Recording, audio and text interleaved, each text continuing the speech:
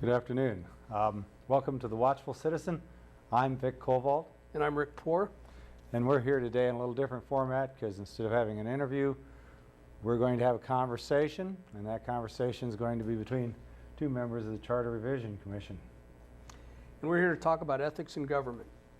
Now, as you may know, or should know, the Charter Revision Commission in January 2008 passed a resolution asking the City Council to put a charter amendment on the ballot which would preclude City Council and elected officials and department heads from contracting with the city directly or through a business in which they had a significant financial interest.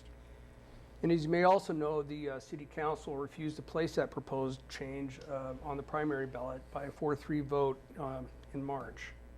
And so some citizens, including Rick and I, have drafted up a petition for a charter amendment to be placed on the ballot for the November election, which would basically do the same thing as the Charter Revision Commission was, and that if we get enough signatures, that ballot will say, shall Article 7 of Section 5 of the Charter of the City of Lincoln be amended to prohibit elected officials and department directors from entering into contracts with the city individually or through a business in which he or she has a direct or indirect significant financial interest. Then it will be for the voters to decide whether elected officials and department heads should be allowed to contract with the city. And it's really important at this point to also point out that this is a real grassroots effort that we're putting together, and we're hoping that if anyone wants to get involved, that they will find out later in this show how to get in touch with us. You can call me at 436-3030 for further information. We are circulating the petition.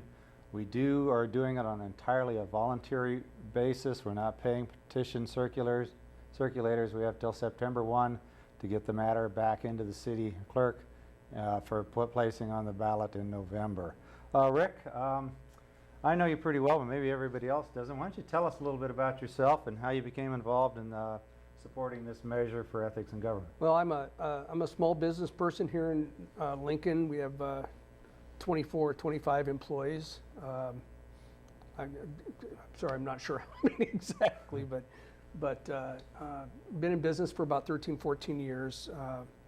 Been involved peripherally with some political issues, and for me, I'm involved with this issue because it just strikes me as just a common sense situation.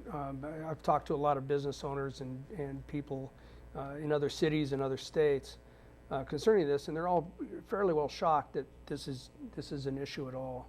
Okay, and the issue that you're talking about is contracting. Well, this idea of contracting with city officials being able to contract with,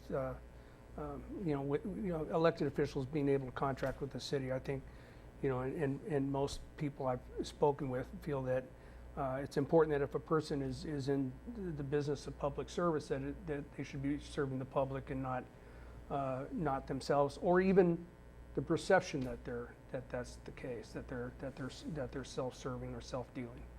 And I think it takes a tremendous toll on the confidence people have in their government, that decisions are being made with the right things in mind. Well, thank you, Rick. And Vic, pretty much everyone knows who you are, but well, thank you. Not to mention congratulations on becoming the Democratic State Chair, but maybe some people would like to know a little bit about you too. Well, thank you, Rick. And why you're involved in this. Well, I was recently elected Nebraska Democratic Party State Chair. I take office in December.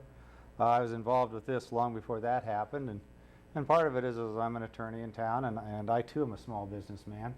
I employ, I think, 12 or 13 people. And we provide general services as a law firm. But as a lawyer, conflict of interest is a problem. And anytime you're serving two masters, our ethics say that you should not. That if there's something that distracts you from the fidelity to your client, you should remove yourself from the position that's causing the problem. And that's what we have here. We have a problem with city officials being on both sides of a contract, and when you're on both sides of the contract, that means you're self-dealing. Now, we're not talking the average employee, we're talking the 19 people that run this city. We have 8 elected officials, a mayor and 7 city council persons, and we have 11 department heads. And those people are all paid positions. City council gets $24,000 a year. The other ones are from 60 to 120, depends on the job. But they're paid positions, and this is about asking them to be on only one side of a contract, and that's the city's side and the citizen's side. And I think you're well aware it comes out of the Charter Revision Commission. You and I didn't just volunteer to take on this task. It wasn't something we wanted to do, but perhaps I could. Tell you the truth, Vic, it sounded kind of boring to me at first. Somebody said, but you know, with the idea of charter revision, but Yeah. actually it sure popped up a lot of issues with certain people that I was really quite surprised that there was this much Well, you're new to fanfare the, about this. So you're- you've been around for a while, and this was new to me, so I guess I shouldn't be that surprised.